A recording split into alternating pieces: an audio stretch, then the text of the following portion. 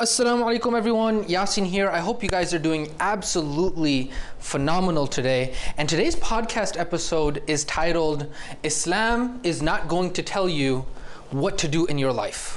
Now, I know it's a strange title, and a lot of you guys might hear that title and say, wait a second, no, Islam does tell us what to do in life. And stay with me for a second, because by the end of today's episode, I'm going to lay down the clear understanding and the clear argument that Islam really is not telling you precisely how to live your dunya life. In fact, it's actually doing quite the opposite, and it's just creating for you the overview on how to do so. Now, stick with me on this. So, this comes off of the back of a question that a brother asked me based on my podcast episode from yesterday, which was about tawakkul and really about letting go and surrendering and having faith in the process so that Allah will reveal to you the path that is going to lead you to success. And the question that he asked was essentially, what do you do in the situation when you put in the effort, you put in all of you had the faith, you put in all the effort that you were trying to do, and you still did not get the outcome that you were expecting.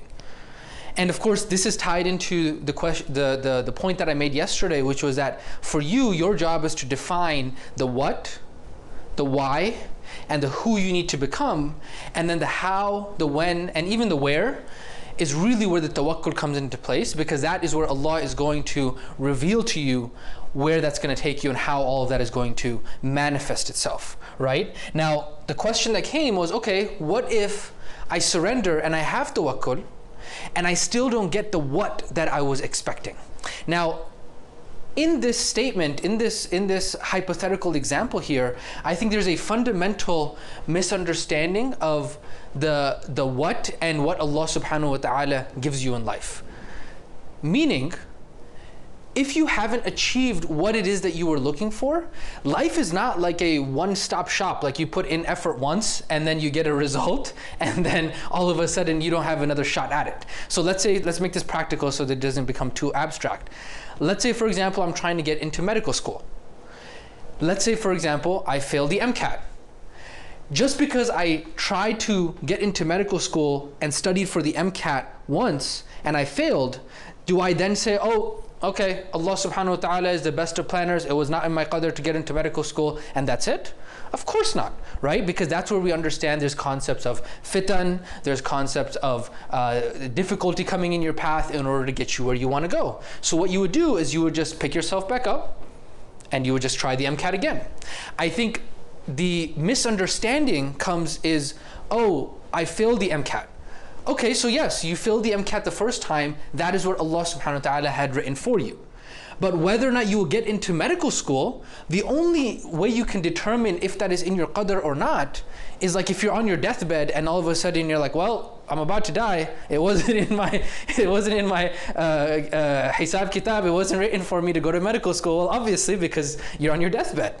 And so the only time that you can really give up on the macro scale, obviously on the micro scale, there's things like, right, if I have my flat tire, if something happens, like things that are finite and final, right, the parents that I was given, all of those things, of course, you can say that, Allah subhanahu wa ta'ala had written those. But when we're talking about goal achievement, when we're talking about stepping back and we're talking really about macro journey of where you're headed, whether that be making a certain income goal, starting a business, impacting 100,000 people, getting the job that you're looking to get into the university you want to get into, whatever it might be, on the macro scale, you really, as a human being, have no say whether or not Allah subhanahu wa ta'ala has written it, because you have no ilm of the qadr, you have no ilm of the rizq, and this goes exactly into the podcast episode that I recorded a couple days ago, where people walk around with the assumption that as if they have ilm of the ghaib, as if they have ilm of the unseen,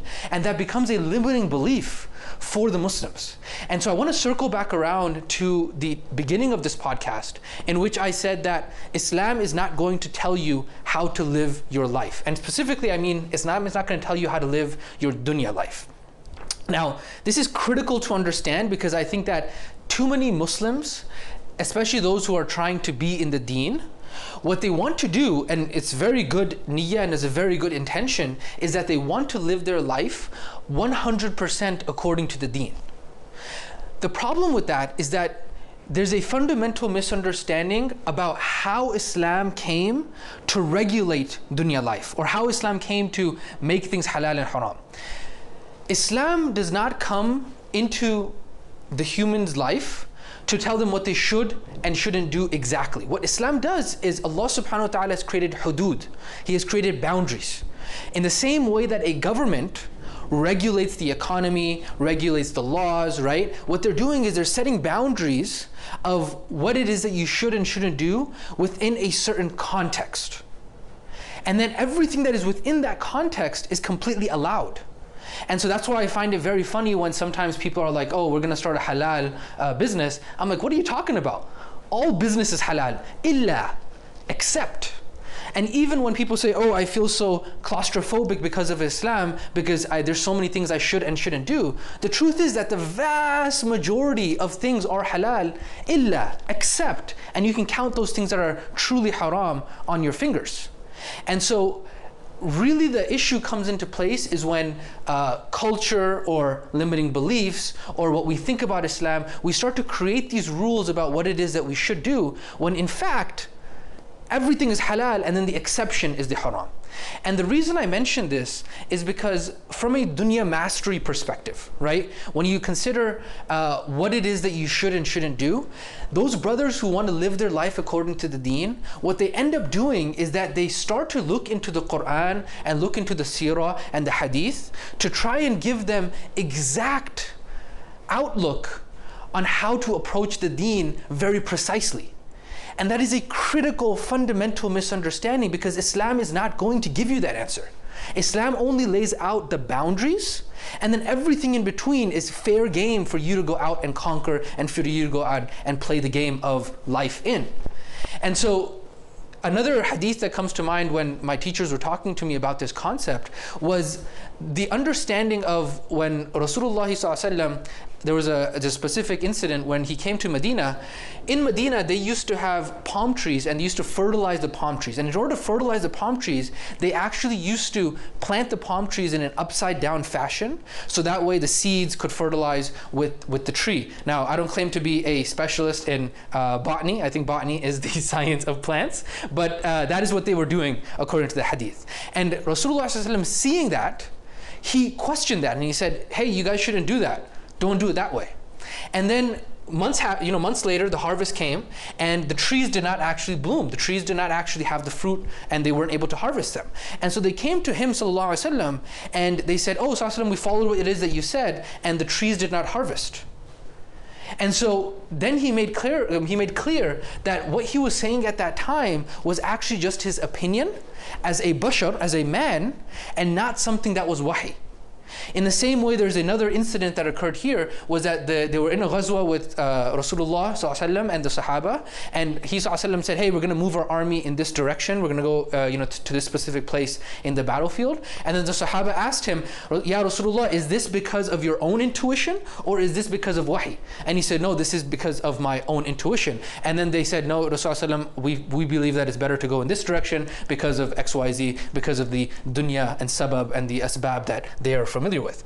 And I say these examples to give you clear understanding that in the Quran, Allah subhanahu wa ta'ala gives us boundaries, but He does not give us necessarily the specifics of what business we should start or how to live our life so precisely in the dunya. And I think too many of us try and look into the Quran and look into what doesn't exist to make that a reality, right? And so, for example, the ayah in Surah Al-Imran, when you say, وَمَكَرُوا وَمَكَرُوا اللَّهُ وَاللَّهُ خَيْرُ الْمَاكِرِينَ, that you plan, and verily Allah plans. Now this is where the translation, I don't like it, because calling Allah subhanahu wa ta'ala planner is not very sufficient. لِلَّهِ الْمَثْلِ الْأَعْلَى. But the point being here is that the translation is planners, right? And then Allah subhanahu wa ta'ala is the best of planners. Now, in this context, if you take it out of context, somebody will say, okay, so Allah subhanahu wa ta'ala is the best of planners, therefore whatever has happened in my life thus far, it is because Allah subhanahu wa ta'ala has planned it, and I should be content with it. In my opinion, this is a very, very, very toxic understanding of the way that Islam tells us to live our life. The reason being is because if you are looking for an excuse, whatever you are looking for, you will find. And so if you are looking for a reason to not have to work hard, if you are looking for a reason to settle, if you are looking for a reason to be content, not having the life that will be able to impact other people, not having the income so you can actually give more zakat, not having be able to have dunya mastery so you can help the rest of the ummah, then you will find it, because you'll just say, oh, Allah subhanahu wa ta'ala wrote this for me. However, the truth is that that ayah is specifically talking about the connotation of Isa alayhi salam and how they tried to kill him, and the grand scheme of things, at the end of the day, Allah subhanahu wa ta'ala wallahu khairul makirin, that He is the best of planners. Right? Now you don't know what Allah subhanahu wa ta'ala has planned for you, so why are you using it as a scapegoat?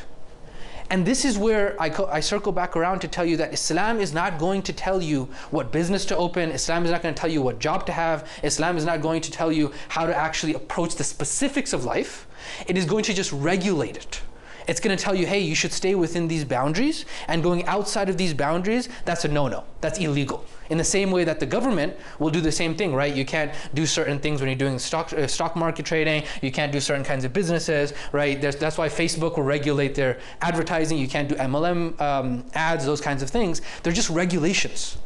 And so we as Muslims need to stop looking at the deen for every specific small answer, because what we're doing is we're reading into it and then misunderstanding it, and then using these as crutches and as excuses and as scapegoats for us to not work harder, and for us to not go out there and actually do what the ummah requires us to do, and actually go out there and become the best version that the Muslims can be.